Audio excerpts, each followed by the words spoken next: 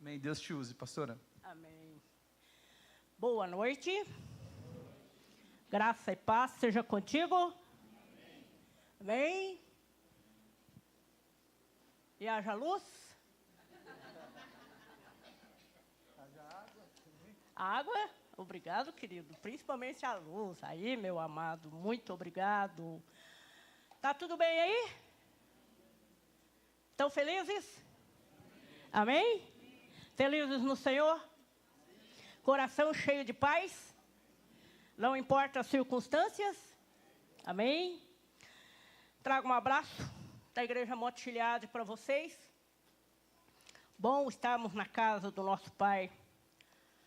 Bom saber quem Ele é. E melhor ainda, estamos nos posicionando como corpo, como igreja, como filhos amados que somos. Eu gostaria de convidar você a orar agora. Feche seus olhos. Põe a sua mão no seu coração. E olhe assim comigo. Eu quero ouvir você repetindo a oração comigo. Pai, eu sei que o Senhor me chamou das trevas para a maravilhosa luz, para dar fruto, para resplandecer o teu reino. E eu quero dizer a ti, Senhor, eis-me aqui, como instrumento vivo, na tua mão, como pessoa que conhece o Deus a quem ama.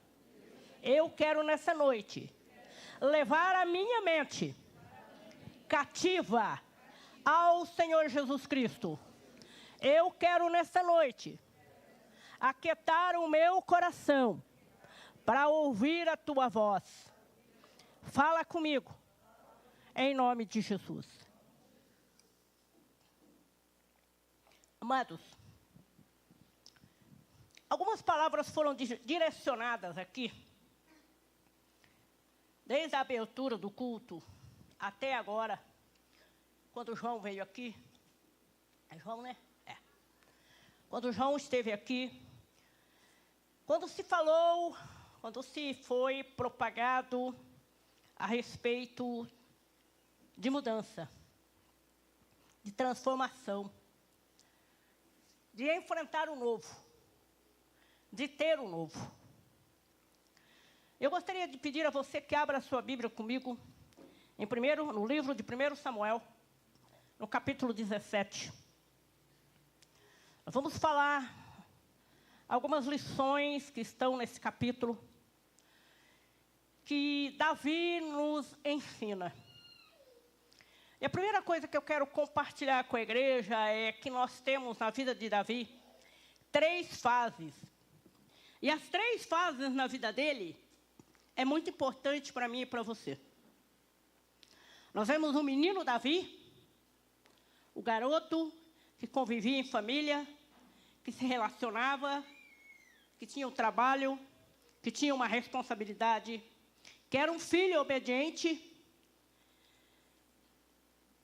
Nós temos Davi, um menino que no capítulo anterior, no momento em que Samuel vai até a casa de Jessé, todos os irmãos ali estão, menos ele.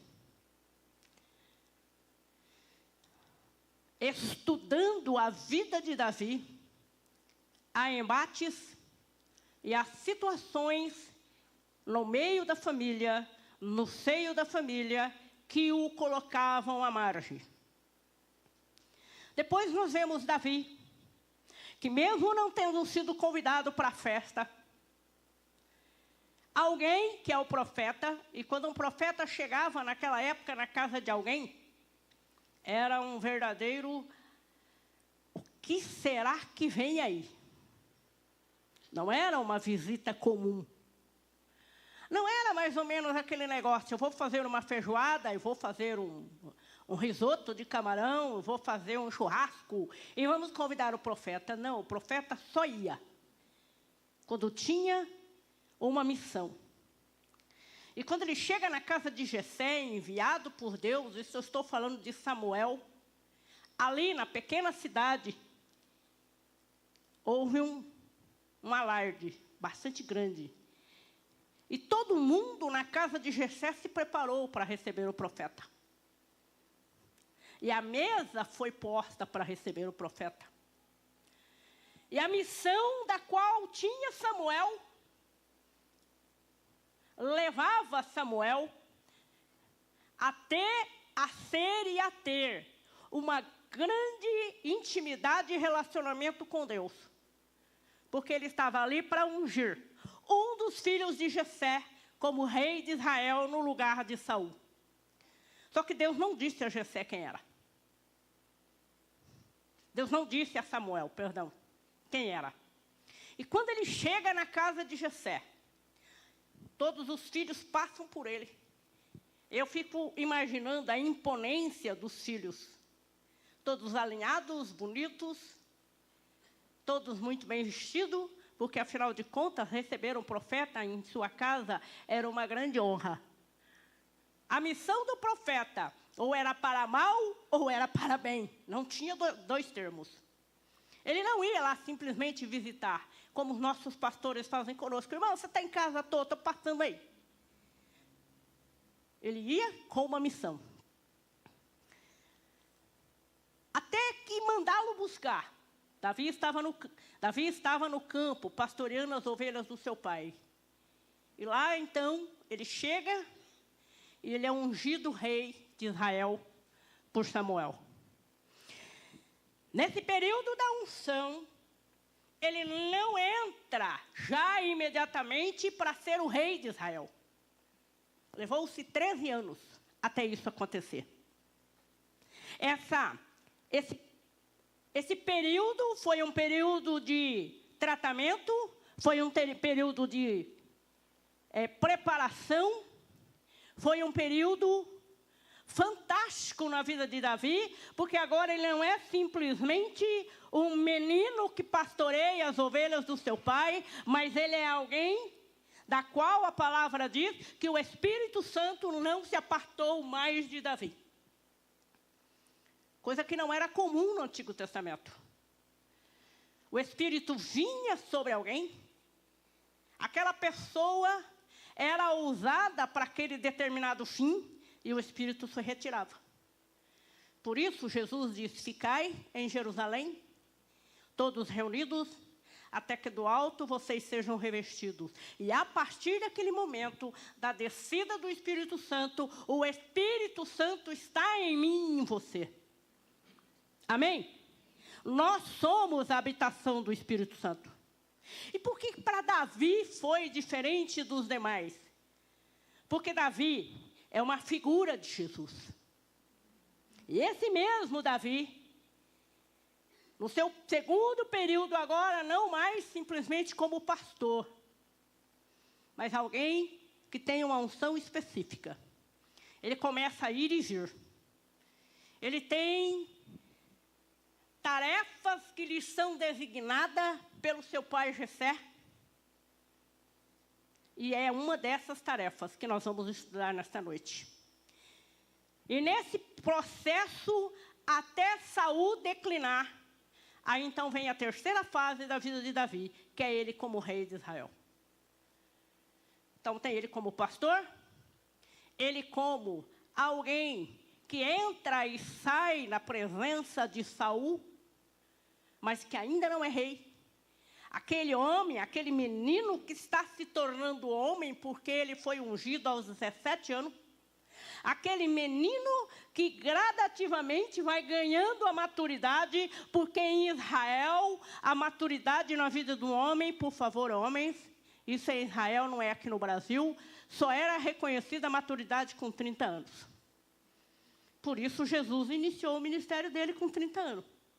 Por isso Davi subiu ao trono com 30 anos. É uma cultura judaica. E aqui então, nesse capítulo 17, nós vamos aprender algumas coisas com Davi.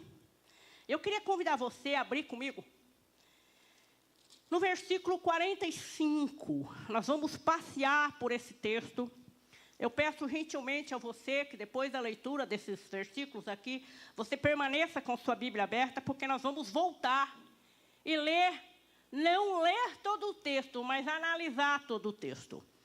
Versículo 45. Davi, porém, disse ao filisteu: tu vens contra mim com espada, e com lança, e com escudo. Eu, porém, vou contra ti em nome do Senhor dos Exércitos, o Deus dos exércitos de Israel, a quem tu tens afrontado. Hoje mesmo o Senhor te entregará nas minhas mãos. Ferir-te-ei, tirar-te-ei a cabeça, e os cadáveres do arraial dos filisteus darei. Hoje mesmo, as aves dos céus e as bestas feras da terra, e toda a terra saberá que há um Deus em Israel. Você não pode dizer amém? Amém. Toda a terra saberá que há Deus em Israel. Versículo 47. Saberá toda essa multidão que o Senhor salva, não com espada, nem com lança, porque do Senhor é a guerra, e Ele vos entregará nas nossas mãos. Esse é um texto clássico para se tratar de batalha espiritual. Esse é um texto, essa história aqui vivida por Davi, se quer ser no sentido figurado ou no sentido real, vai mostrar para mim e para você que os gigantes, eles ainda existem. Diariamente nós os enfrentamos. Diariamente esses gigantes, eles vêm, eles batem à porta da nossa vida, eles se colocam no nosso caminho para nos assustar. Diariamente eu e você enfrentamos determinados tipos de situações que vêm para nos intimidar, que vêm para nos paralisar. E esses gigantes, eles podem ser externos, como eles podem ser internos. E na grande maioria das vezes, eles são os internos. São aqueles que a própria palavra de Deus chama de raposinha, que são elas que destroem a vinha, que sou eu, que é você. E essas raposinhas, esses gigantes internos, eles precisam ser trabalhados, ser olhado olho no olho, ser analisado, ser detectado, ser conhecido e não jogado debaixo do tapete. Se tem uma coisa que nós não podemos fazer conosco mesmo, é acharmos que nós podemos alguma coisa. Achar que a gente consegue alguma coisa. Achar que a gente tem força para alguma coisa. Achar que a sabedoria que eu adquiri ao longo da minha vida, a minha inteligência, a minha experiência, a minha destreza, a minha habilidade, a minha capacidade vai ser o instrumento que vai me levar a ser um grande vencedor. É evidente que tudo isso vai colaborar. Mas foi dito aqui agora há pouco que nós precisamos depender única e exclusivamente do Senhor. E essa dependência única e exclusiva do Senhor, nesse dia a dia, nesses embates, para enfrentarmos esses gigantes, vai depender de mim, vai depender de você. É uma postura minha, é uma postura sua, assim como foi uma postura de Davi nesse dia. O que eu e você, de maneira nenhuma, podemos é sermos direcionados pelos nossos sentimentos, pelas nossas emoções. O que eu e você não podemos, de maneira nenhuma, nos acomodarmos na medida em que nós vamos caminhando na nossa fé. Se eu não tomar cuidado, eu vou ganhando uma forma. Eu não tenho envolvimento com o mundo. Eu só tenho envolvimento com as coisas de Deus. E eu ganho uma forma tão profunda e tão intensa, que como filho, eu já estou naquela condição, não do filho pródigo que se foi, mas do filho que ficou na casa e não conhecia o pai. Porque tem porções diárias que o pai nos dá para que nós o conheçamos dia após dia. E como é que a gente desenvolve tudo isso? Através da nossa busca. Mas nesse tempo presente, e quando se fala desse tempo, a gente sabe que ele é mau. Nós temos vivido dias difíceis. Nós temos vivido dias em que as coisas que estão acontecendo, não é lá do outro lado do mundo, é aqui, no nosso território. É logo aqui, às vezes do lado da minha casa, do lado da sua. É logo aqui, no Rio Grande do Sul. Nós temos vivido momentos e situações que a gente nunca pensou na vida que nós iríamos observar, viver e ver passar nos canais e entrar nas mensagens de celular e você vê as coisas acontecendo no real momento em que elas estão acontecendo. Então, nós estamos enfrentando dias que não são bons. E as notícias que estão por vir é que os dias não vão melhorar. Eles só tendem a piorar até a volta de Cristo Jesus. E para que tudo isso não me pegue de surpresa, eu preciso ter reserva. E a palavra de Deus fala sobre a reserva do azeite das 10 virgens. E essa reserva toda, Davi tinha. Esse menino que me ensina muitas coisas de como estar em Deus e como viver, nesse texto aqui, do capítulo 17 de 1 Samuel, ele nos dá uma lição de vida, ele nos dá uns ensinamentos tão tremendos, que eu gostaria de poder compartilhar isso com os irmãos. Só que antes de falar sobre isso, eu queria citar como exemplo algumas pessoas que, ao longo do tempo, ao longo da sociedade, eles fizeram diferença nas suas limitações, nos seus medos, nas suas dificuldades. Havia um garoto que ia para a escola e a coisa não virava na escola de jeito nenhum. Até que, finalmente, a mãe desse menino foi chamada. E a professora disse para a mãe: leva o teu filho para casa, porque ele não tem habilidade para permanecer na escola. Teu filho não aprende. Teu filho não consegue acompanhar. Arrume uma outra forma e um outro jeito de fazer a alfabetização do seu filho. Esse menino saiu da escola e perguntou assim para a mamãe dele: mãe, o que a professora falou? Que você é inteligente demais e que a escola não tem condições de dar para você o que você precisa. E ao longo da vida, daquela fase de infância, foi aquela mãe que serviu de professora. E essa criança cresceu e se tornou um grande homem que a sociedade aplaude, e nós estamos diante do dono que inventou a luz elétrica. Thomas Edison foi um camarada que rompeu a dificuldade. Assim como eu e você também temos tantas coisas dentro de nós para a gente romper. E quando a mãe dele morreu, a verdade do menino na escola apareceu diante dos olhos dele. A mãe havia escrito uma carta. E na carta dizia assim: no dia em que eu te tirei da escola, não foi porque você era um aluno inteligente, mas aos olhos de quem eram os seus professores, você era burro.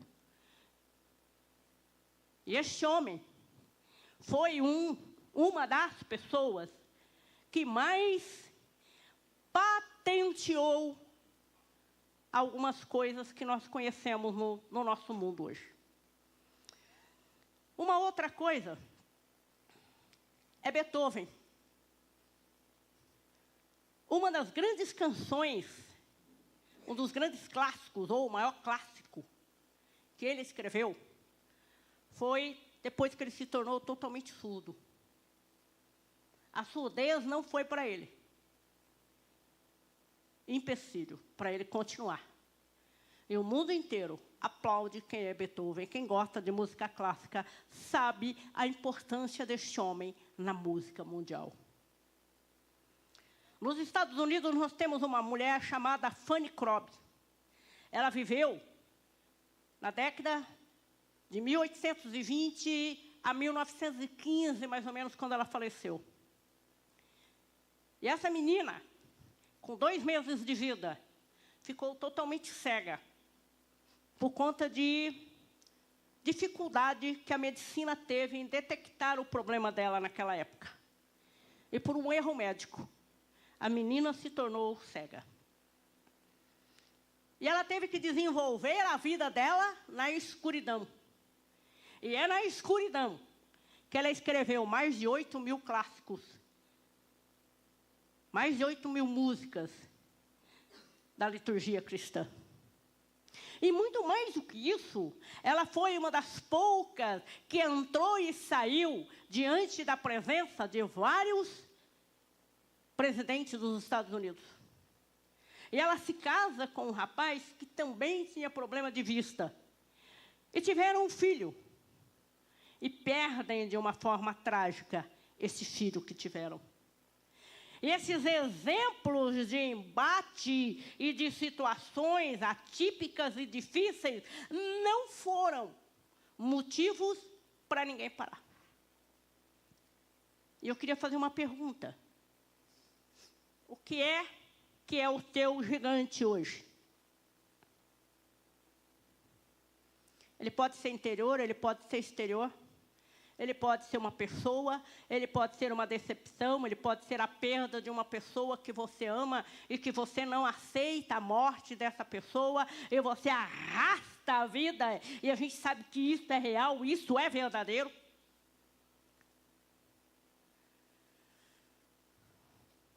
Pode ser pecado não confessado, que esse é um dos grandes gigantes internos.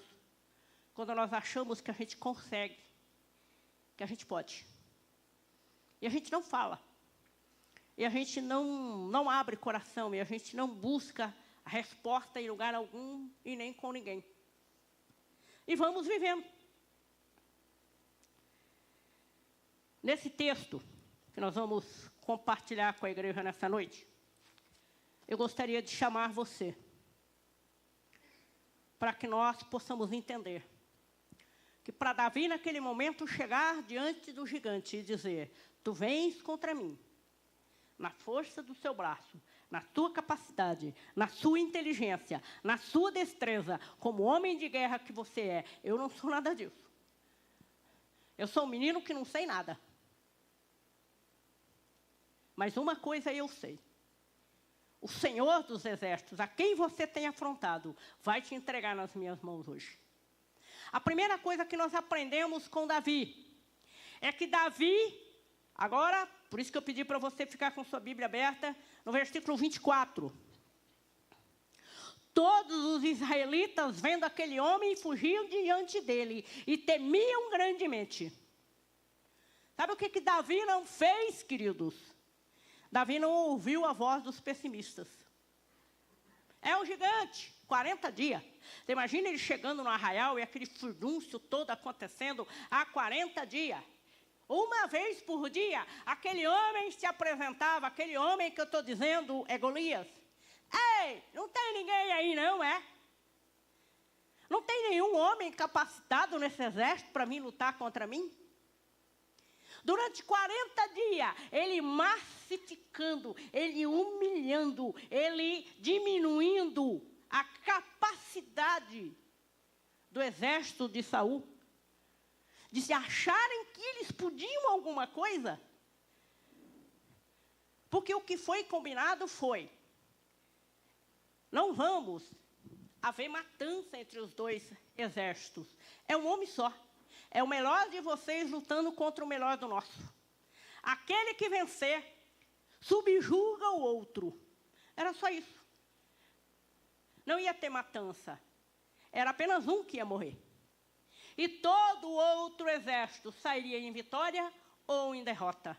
Você imagina a coisa acontecendo, dia após dia, aquilo sendo falado no ouvido daqueles homens, e sendo como uma buzina, e ninguém olhava para dentro de si.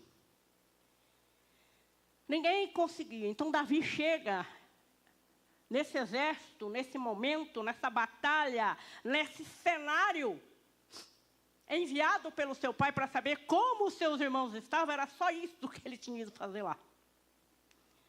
Davi não foi lá para nada. Davi foi lá para saber como é que estavam seus irmãos, só isso. Davi foi lá para levar para Jessé a notícia dos seus irmãos, só para isso. E quando ele chega lá, ele encontra esse cenário. Um cenário de incapacidade. Um cenário de homens destruídos na sua capacitação de achar que eles tinham sido treinados anos após anos por Saul. Não era um exército qualquer, era o exército de Israel, treinado por Saul, homens de guerra.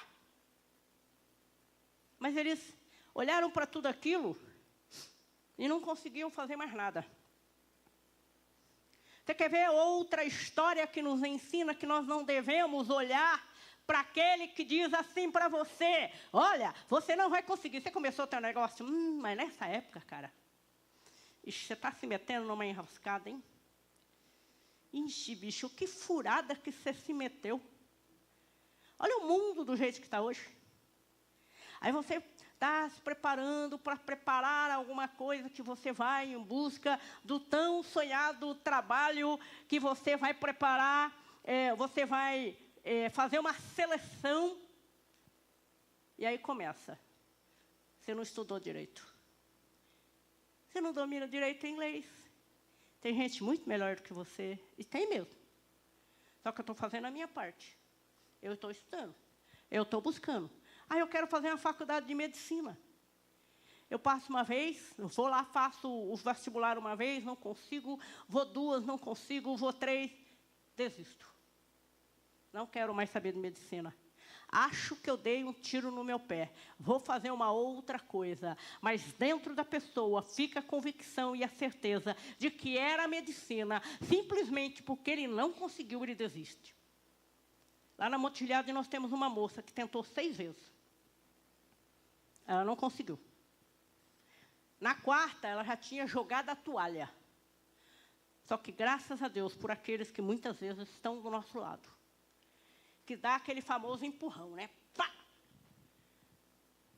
Hoje, essa menina já está no 2º ano, fazendo aquilo que é o tão sonhado curso de medicina.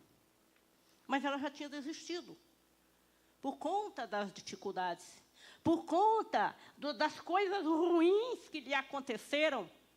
E não é porque as notas eram ruins, não. É porque sempre tinha os melhores do que ela. Os espias, eles nos ensinam. Sabe os 10 espias enviados por Josué? De fato e de verdade, a terra mana leite e mel, mas nós não vamos dar conta, não. Lá tem os gigantes.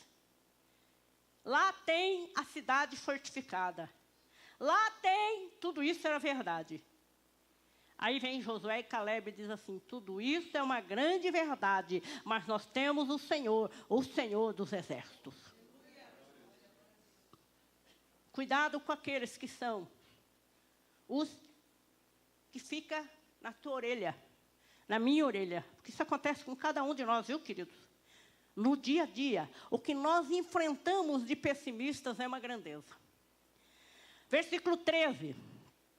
A palavra de Deus diz assim: apresentaram-se os 3 filhos mais velhos de Jessé a Saul e o seguiram à guerra. Chamavam-se Eliabe, o primogênito, o segundo Abinadab e o terceiro Samar. Davi era o mais moço. Só os 3 maiores seguiram Davi. Davi, porém, ia a Saul e voltava para apacentar as ovelhas de seu pai em Belém. Chegavam-se, pois, os filisteus pela manhã e à tarde, e apresentou-se por 40 dias. Uma das coisas que Davi não olhou foi para as dificuldades dele ter sido deixado de lado. Ele foi largado de lado. Ele não foi chamado para alistar-se no exército de Saul. Ele não foi chamado pela família para sentar-se à mesa com Samuel. Ele não olhou para aquilo que certamente ele vivia na sua casa, de estar sempre sendo colocado de lado. Ele olhou para a oportunidade que estava diante dele naquele momento. Olha para a oportunidade que chega às suas mãos, amém? Não olha para aquilo que já falaram. Não olha para aquilo que você já experimentou. Porque tem algumas coisas na nossa vida que elas vêm para nos abafar. E quando você olha, de repente, para a tua família, para o teu histórico de família, você não entende nem por que você ainda é alguém. Porque o histórico da família é um histórico pesado. É um histórico difícil. Mas lembre-se disso. Faça como Davi. Não olhe para aquilo que ficou. Olhe para aquilo que está à frente. Amém? Diga assim, eu vou olhar para aquilo que está à minha frente. Outra coisa que Davi faz. Versículo 28. Versículo 28, a palavra de Deus diz assim para nós. Ouvindo Eliabe, o seu irmão mais velho, falar aqueles homens, acendeu-lhes a ira contra Davi. E disse, por que desceste aqui? E a quem é que você deixaste as poucas ovelhas no deserto? Bem conheço a tua presunção e a tua maldade. Desceste apenas para ver a peleja. Respondeu Davi, que fiz eu agora? Fiz somente uma pergunta. Desviou-se dele e foi para outra pessoa falar a mesma coisa. E o povo tornou a responder-lhe como dantes. Quem era Eliabe? Irmão. O que Eliabe fez? Catou o dedinho e... Escuta aqui, ó, menino presunçoso. Eu sei quem você é. Davi não devia ser fácil mesmo não, tá? Eu devia ter um tupetinho bem levantado. Qualquer um de nós aqui temos isso também. Menino, eu conheço a presunção do teu coração. Mas o que é que Davi tinha falado? Nada, ele só tinha feito uma pergunta. E Eliabe dispara contra Davi toda a raiva que tem no seu interior. Você veio aqui só para ver a peleja. Não, ele tinha ido lá para levar comida, inclusive para Eliabe. E para voltar para casa e dar notícia para o pai, vivo ou morto. Eu conheço você. Ih, eu sei quem é você, hein? Dá não. Eu sei que você não vai conseguir não. Sabe, os críticos de plantão, nós os temos, queridos. Davi também o tinha. Mas naquele dia, isso também não foi motivo para Davi parar a intenção que estava nascendo no seu coração agora. Ele não foi ali para isso. Mas ele está entendendo que ele foi ali por uma outra razão e por um outro motivo. E o que é que ele faz? Eliabe está aqui, falando ao seu ouvido. Ele simplesmente deixa o irmão falando e vai em busca de informação com uma terceira pessoa. que é que nós temos para aprender com Davi? Existe na nossa vida críticas e críticas, ouça as que forem para edificação. Vamos ouvi-las, elas fazem bem também. Onde nós precisamos mudar. Questão do nosso temperamento, questão do nosso jeito de ser, do nosso jeito de falar, do nosso jeito de proceder. Quantas e quantas vezes somos frios e indiferentes? Quantas vezes temos um temperamento que ainda não tem o domínio completo do Espírito, e muitas vezes, em nome desse temperamento, a gente sai atropelando. Quantas vezes? Aí, de repente, alguém piedoso se coloca do nosso lado e nos ajuda. Ouça. Ouça o filho quando diz, pai e mãe, que você tem que mudar. Outro dia eu ouvi uma criança que dizia assim, a minha mãe só grita, pastora. Minha mãe só grita. Não dá para conversar com a minha mãe. Eu falei, ai meu Deus, e agora? O que eu faço com essa criança? Se eu digo para ela, ela tem razão, eu joguei um coiso de pólvora dentro da casa. Se eu não ouço a criança, você joga ela de escanteio. E aí você tem que ter uma ginga de sabedoria. Porque aí você vai falar com a mãe, aí você vê que muitas vezes a mãe também ataca os filhos. Só que quem é a autoridade da casa não são os filhos, é o pai e a mãe. Então, quem tem que ter o domínio e o controle. A graça é o pai e a mãe. E quando a gente não tem, a gente tem que buscar, porque o Senhor nos dá. Queridos, e nós não somos donos da verdade. Nós não somos aqueles que sabem tudo. Por isso, nós precisamos aprender. Com aqueles que muitas vezes se posicionam do nosso lado, que quantos e quantos problemas no relacionamento conjugal. Por quê? Quem é a pessoa que mais vai falar com você sobre mudança? É a mulher ou o homem com quem você está vivendo? Não é mais o pai e a mãe que você já saiu de casa faz muitos anos. Você mudou. Quando a gente casa, que a gente sai de casa, a gente tem um jeito de ser, a gente tem uma mentalidade, a gente tem uma maturidade. Alguns anos depois, nós não somos mais o filhinho da mamãe nem do papai. Quem me conhece de verdade é quem habita comigo. E muitas vezes a gente ouve problema e a gente sabe de problemas dentro das quatro paredes, porque não tem essa sensibilidade para parar para ouvir o que o marido ou a esposa está falando. Só vê como crítica. Ainda bem que Davi não ouviu o irmão Abinadab nesse dia. E ele continuou naquilo que ele tinha no seu coração. Puxa, esse irmão, o Eliabe, o Abinadab, o Samar, era uma pedrinha na vida de Davi.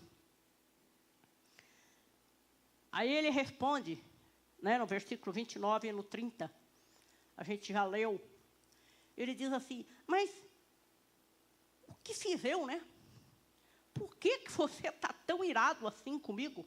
Eu só fiz uma pergunta.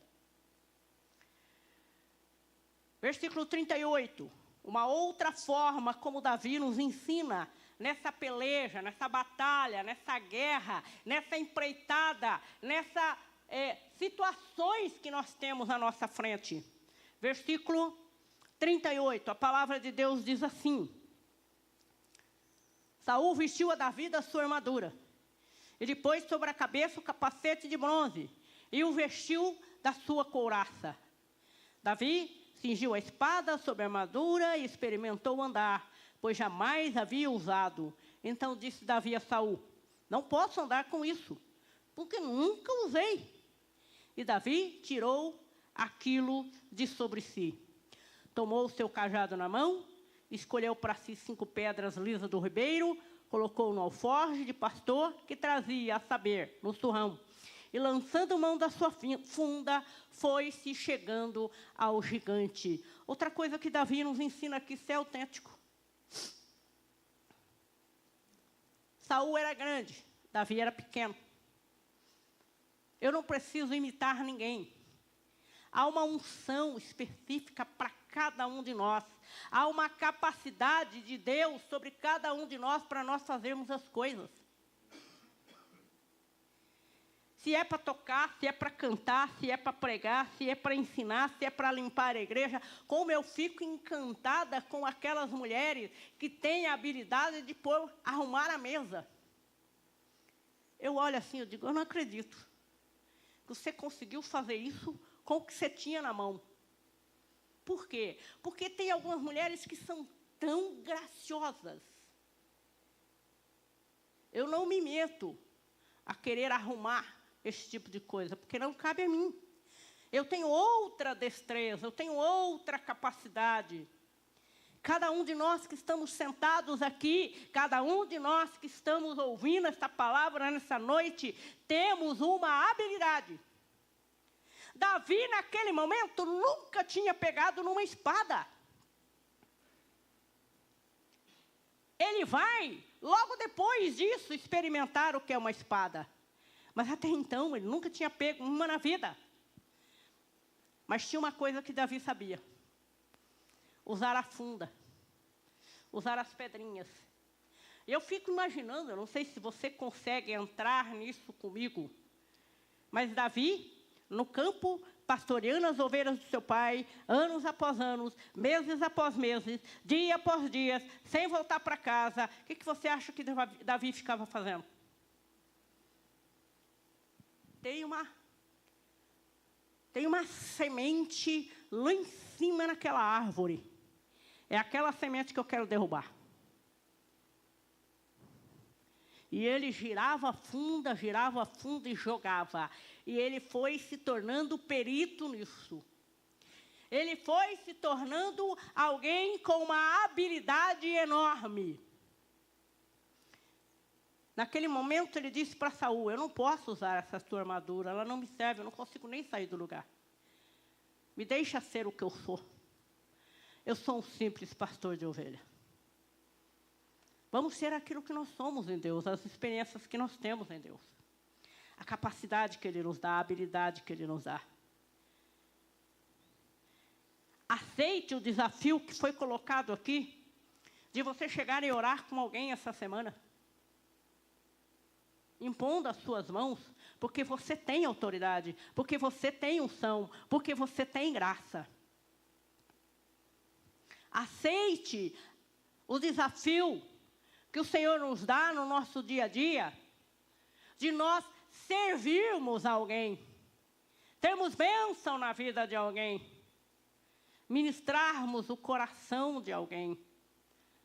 Você não precisa conhecer a Bíblia de Gênesis a Apocalipse e nem 289 versículos. Você só precisa saber que tem uma unção dentro de você. Use-a.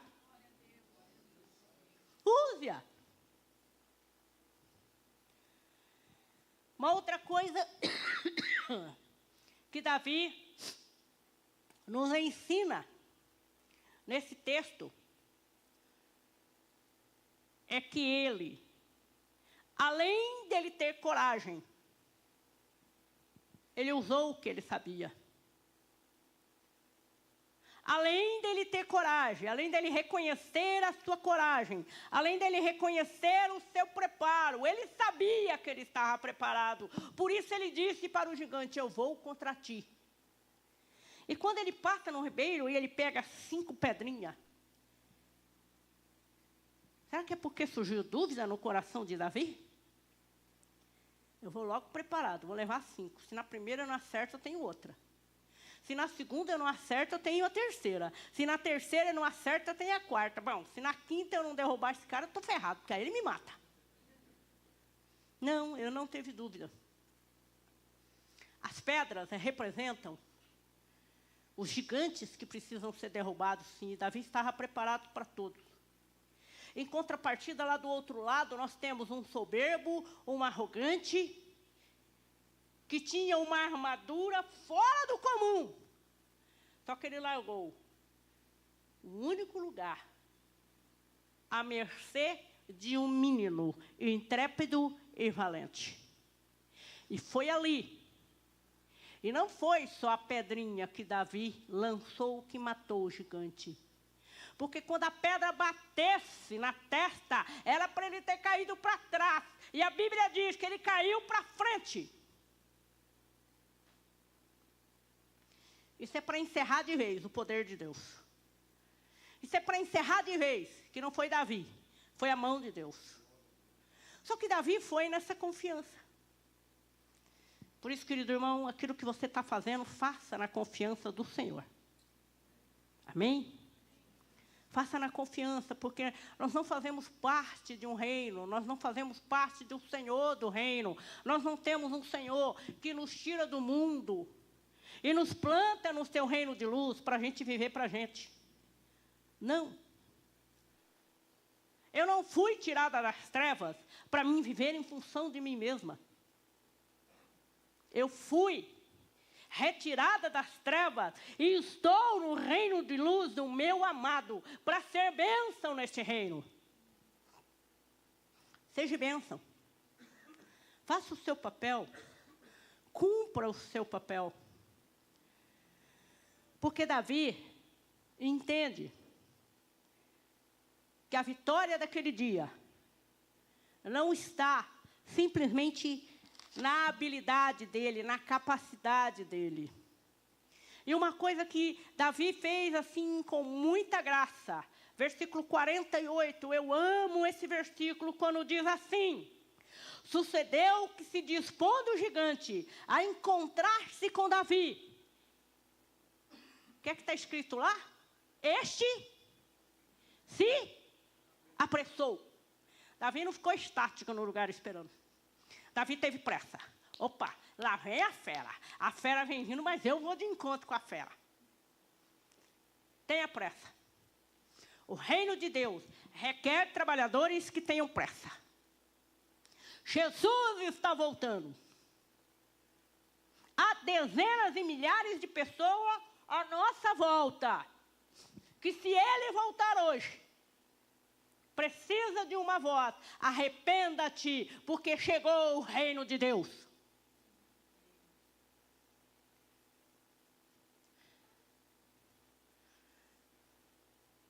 A maioria das nossas canções, elas são em torno de nós mesmos.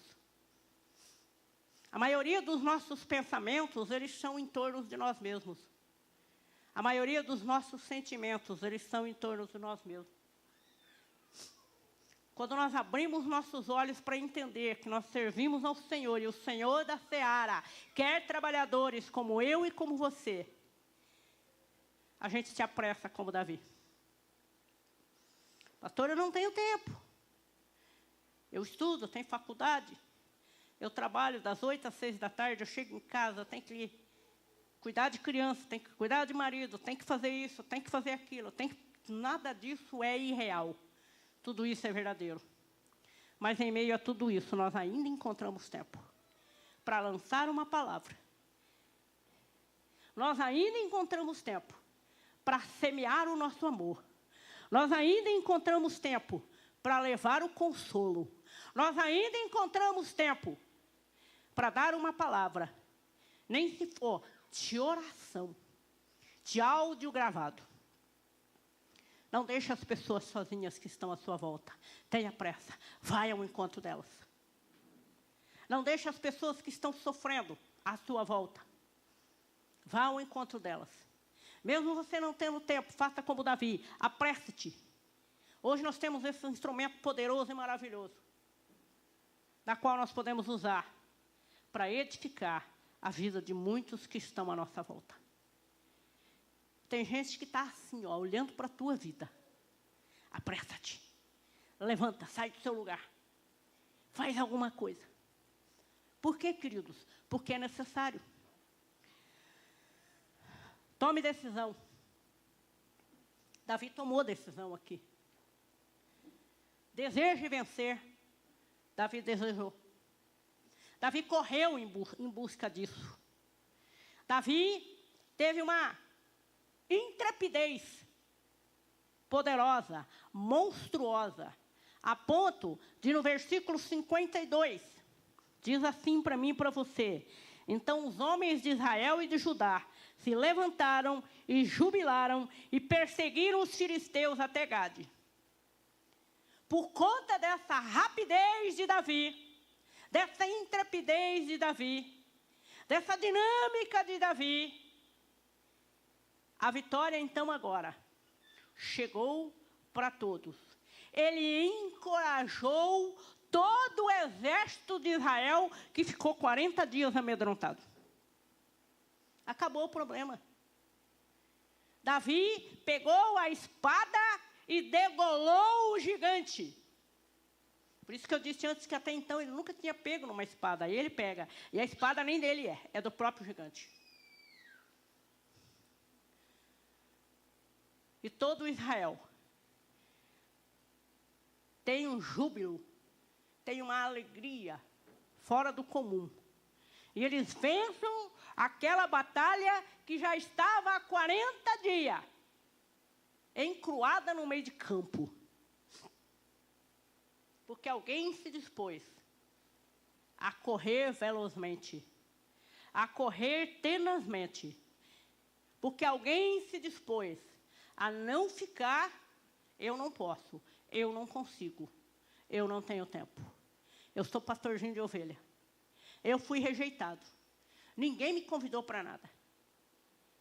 Ninguém acha que eu tenho capacidade. Houve vitória naquele dia, no exército de Israel, por conta de uma coisa muito significativa. A luta pode ser uma carreira solo, mas a celebração da vitória é coletiva. A luta, naquele dia, foi de Davi, mas a vitória foi do exército de Israel. Mais do que um vencedor, Davi foi um encorajador. E sabe quem que é o nosso modelo? Jesus. O meu modelo e o seu modelo é Jesus.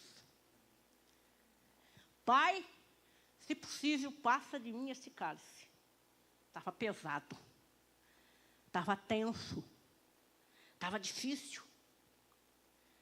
Não estava nada fácil para Jesus naquele dia. Se possível, Pai, passa de mim esse cálice. E graças a Deus que o Pai não quis, e o Filho foi até o fim. Todavia, não seja feita a minha vontade, mas a tua. E porque era da vontade do Pai que o Filho fosse até o fim, eu e você estamos aqui hoje. A luta foi de Jesus, mas a vitória é coletiva, é da igreja. A luta foi do nosso mestre, mas a vitória é coletiva. Eu e você fomos resgatados das trevas. A luta de enfrentar principados e potestades foi do nosso mestre. Porque ele se apresenta diante de Deus como o cordeiro que tira o pecado do mundo. Ele chega diante de Deus, o Pai, assentado na eternidade, e diz assim para o Pai: acabou, não há mais condenação, ninguém mais precisa matar animais lá, porque eu sou o Cordeiro de Deus que tira o pecado do mundo. Jesus se apresenta para a batalha e arranca a morte espiritual que está sobre mim e sobre você. E arranca aquilo que o primeiro Adão não pôde. Se no primeiro jardim, o primeiro homem trouxe morte, no segundo jardim, o segundo homem traz a vida. Se lá Adão não deu conta, Jesus olha e diz assim: porque meu Pai quer, eu também quero. E é isso que eu e você temos para oferecer para o nosso Pai. A gente já cantou aqui nessa noite a nossa vida. O que eu tenho para dar para Ele? O que você tem para dar? Diante de tão profundo e intenso amor? Nada. Só a nossa vida. Só o nosso coração. Eu gostaria de chamar você para nós estarmos orando. Como filhos amados que somos. Como igreja que reconhece quão profundo e quão tremendo é este amado Salvador. Gostaria de chamar você para se colocar agora como um intercessor. E não é pela tua vida. Porque pela nossa vida, você não tenha dúvida de que Ele vai fazer. Pela tua casa, Ele está cuidando. Uma das coisas que mais tem mexido comigo, e eu acredito que com você também, guardado talvez as perspectivas de quem é quem, mas se eu falo sobre isso, eu tenho alguma dificuldade para terminar em falar.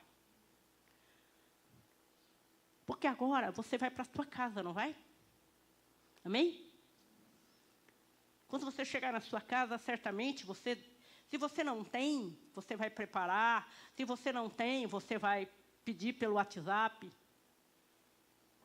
E alguém vai levar até você alguma coisa para você e a sua casa comer.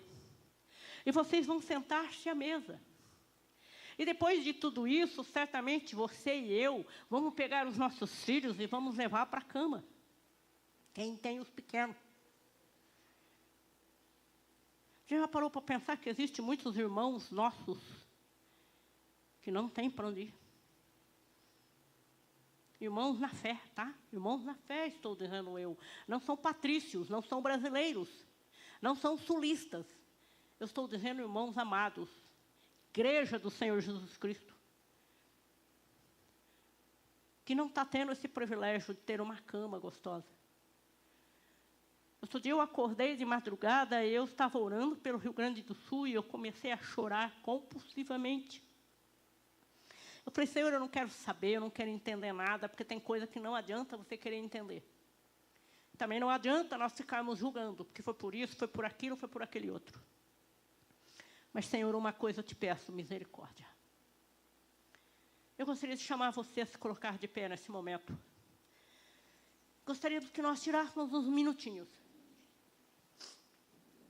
para nós estarmos orando por aqueles que sofrem. E quando eu falo sofrer, não são simplesmente o pessoal do Rio Grande do Sul, não.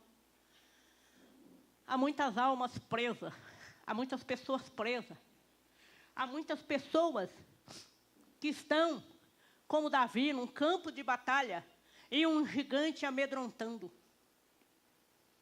Medo, medo, medo. Às vezes não está preso porque não tem uma cama, não tem uma casa, não tem perspectiva, como aconteceu no Sul, mas a pessoa está presa em meio ao medo. E o medo faz coisa, e o medo paralisa. E o medo tira a paz. E o medo tira a alegria. E o medo tira a perspectiva de vida. Não olha para alguém que está com depressão e, por favor, não vamos ficar com julgamento, porque assim nós o fazemos, dizendo que quem está em depressão, muitas vezes nós achamos que é frescura.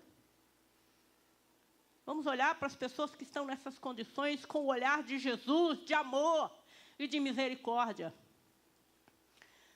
Vamos sair de dentro de nós mesmos, porque tudo nos vai bem. E se tudo não estiver tão bem assim, a gente sabe o caminho. A gente sabe que a gente tem um Deus maravilhoso que olha para a nossa vida e que o sangue dele clama sobre nós. Levante a sua voz em oração agora, você pode. Quero ouvir a igreja orando. Levante a sua voz. Levante a sua voz. De repente o Espírito Santo coloca alguém no seu coração. Começa a orar, começa a interceder por essa pessoa. Vá ao encontro dela. Assim como Davi foi ao encontro de Filisteu. Vá ao encontro dessa pessoa agora na sua oração. Pede para que o Senhor possa quebrar os ferrolhos de ferro, despedaçar os portões de bronze e aplainar os caminhos. Aonde não tem vida, Ele é especialista em trazer a vida. Em nome de Jesus, Pai. A Tua palavra fala que o Senhor é o Deus que olha e vê todas as coisas. O Senhor é o Deus de toda a terra. O Senhor é o Deus de toda a vida. O Senhor é o Deus que conhece as estrelas e o Senhor a chama pelo nome. O Senhor é o Pai que olha para as nossas vidas e o Senhor sabe quantos fios de cabelo nós temos na nossa cabeça. Portanto, nada está encoberto diante dos teus olhos. Nada, Senhor, é surpresa para ti. Nada, Deus, do que acontece, Senhor, pega o Senhor de surpresa. Nos pega de surpresa, nos paralisa, traz medo até nós. Isso sim é verdade. E nós clamamos a nossa dependência, Pai. Somos totalmente dependentes do Senhor. Totalmente dependentes da Tua graça, do Teu favor. Totalmente dependentes de irmos ao encontro, sim, das situações, Pai. Daquelas que enfrentamos, os embates que enfrentamos no nosso dia a dia, Senhor, e na maioria das vezes eles não são fáceis. Portanto, Pai querido, a nossa oração nessa noite é: nos ajude, Senhor. Nos ajude a caminhar. Nos ajude, Senhor, a prosseguir.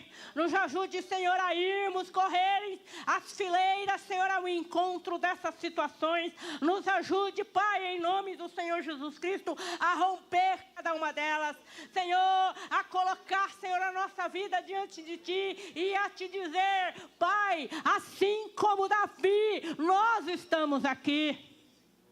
Senhor, nós oramos, os meus irmãos estão aqui apresentando nomes, estão apresentando situações, estão apresentando famílias, estão apresentando, Senhor, situações das quais eles vivem no nosso dia a dia, com tantos, com outros, Senhor, que fazem parte da vida deles. Nós oramos neste momento e estamos Te pedindo que a Tua graça se manifeste, que o Seu poder os aperfeiçoe e que o Senhor cumpra os propósitos das quais o Senhor chamou.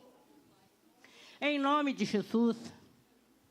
Oramos, Senhor, oramos por pessoas que estão, Senhor, enfermas. Há tantos enfermos nos nossos dias, amados. Há tantos irmãos que estão tão doentes, queridos. Estão doentes, amados. Há uma praga correndo no nosso meio. Olha para a igreja de Jesus, não é só aqui na Manaim que tem aí uma meia dúzia doente, não. Isso está sendo normal, isso está sendo comum. A gente teve uma reunião de liderança sexta-feira passada na Montilhade. Mais da metade dos nossos obreiros não estavam ali porque estavam em casa. Há uma praga que está assolando a nossa vida.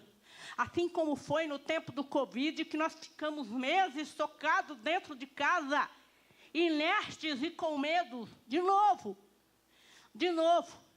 E de novo, e vai vir outras situações, e virão outras. Queridos, amada igreja do Senhor Jesus Cristo, é nele que nós precisamos nos esconder. É nele, nos esconda, Pai. Nos esconda debaixo das Tuas asas até que passem as calamidades. Nos esconda, Senhor. Esconda, irmãos, no quesito emocional que estão aqui nessa noite, cujo emocional, Senhor, precisa ser trabalhado. Irmãos que estão aqui hoje, Senhor, que precisam ser tocados pela Tua cura, porque Tu és um Deus de cura. Cura, Jesus. Cura, Senhor.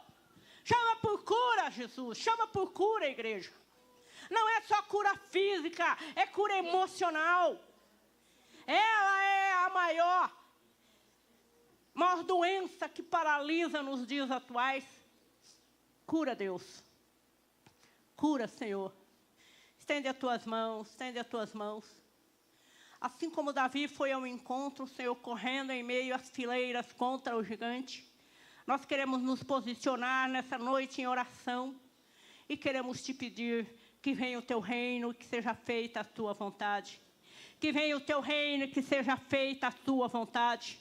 Que venha o Teu reino e que seja feita a Tua vontade. Manifesta-te, Rei dos reis, Senhor dos senhores, soberano, soberano de Israel, soberano da igreja, o Deus da nossa vida. Se manifesta, Pai. Se manifesta, Senhor. Tu és o Deus que pode tirar a iniquidade. És o Senhor que pode assolar, Senhor, a iniquidade. o pecado. Tu és o Senhor Deus que pode destruir aquele Senhor que governa e cujo coração, Senhor, não é para o povo. O Senhor pode estender as suas mãos. E nós estamos orando, Pai, para que o Senhor assim o faça. Em todas as esferas da nossa sociedade. Senhor amado, no nome de Jesus. Leva-nos para as nossas casas debaixo da Tua potente mão. E dá-nos uma semana de vitória, dá-nos uma semana de esperança, dá-nos uma semana de unidade, dá-nos uma semana de certeza e de convicção, de que aqueles que estão no Senhor podem cantar, porque Deus o coloca em lugares altos. Em nome de Jesus. Em nome de Jesus. Que o Senhor sobre ti traga paz. Que o Senhor sobre ti resplandeça a luz dele, sobre mim, sobre você. Que essa semana nós possamos experimentar coisas novas no Senhor. Amém? Em nome de Jesus.